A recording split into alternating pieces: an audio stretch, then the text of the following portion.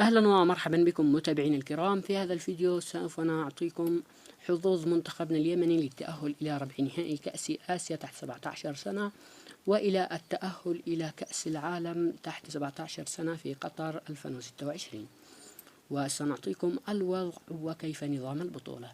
قبل أن نبدأ بالتفاصيل فضلا وليس أمرا، لا تنسى تعمل فيديو بإعجاب والاشتراك بالقناة. اكتب توقعاتك لنتيجة المباراة في الأسفل بالتعليقات، ولا تنسى الصلاة والسلام على محمد صلى الله عليه وسلم. الوضع الحالي: اليمن في المركز الثاني ب3 نقاط بعد الفوز على الإمارات 3-2، والمباراة القادمة ضد كوريا الجنوبية وهي مباراة حاسمة، وكوريا الجنوبية هي متصدرة المجموعة.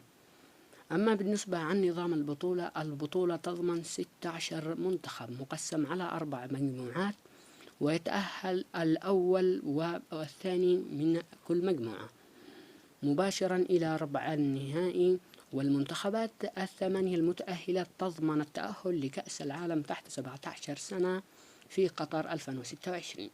حسابات التأهل لمنتخبنا اليمني: التعادل أو الفوز ضد كوريا الجنوبية، يعني تأهل رسميا لربع النهائي وإلى كأس العالم 2026.